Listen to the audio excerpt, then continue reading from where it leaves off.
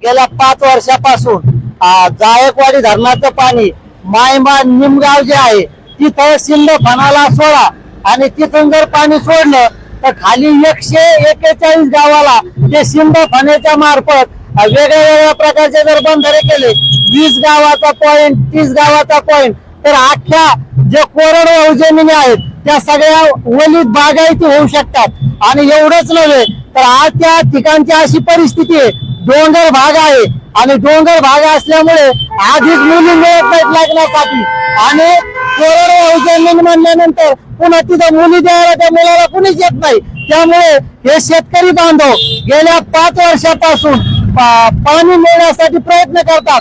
अनेक दिवस 25 दिवस शिरस या मार्गा ठिकाणी शिरस या गावामध्ये उपोषण केलं, त्यानंतर तांदळा या ठिकाणी 10 दिवस उपोषण केलं।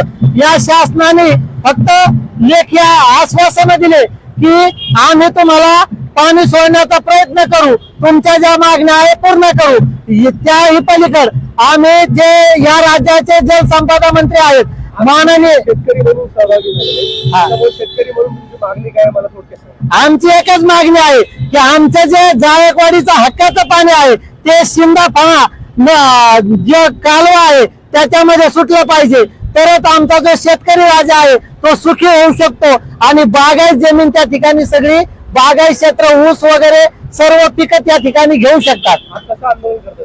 आज आंदोलन कसं करतात? आज आंदोलन आम्ही याच्यासाठी करतो की या शासनाला लवकरात जाग आली पाहिजे। गेल्या 5 वर्षापासून हा शेतकऱ्याचा लढा आहे, पण शेतकऱ्याचा विषय आला की सरकार त्याला बगल देण्याचा प्रयत्न करतोय। म्हणून आज कलेक्टर ऑफिसवर आम्ही 21 गाड्या बैलगाड्या शेतकऱ्याचा जो मेन व्यवसाय आहे बैलगाडी ती बैलगाड्या 21 आणून आम्ही माननीय कलेक्टर ऑफिसवर कलेक्टर साहेबांच्या तिथं हा मोर्चा कलेक्टर ऑफिसवर धडकणार।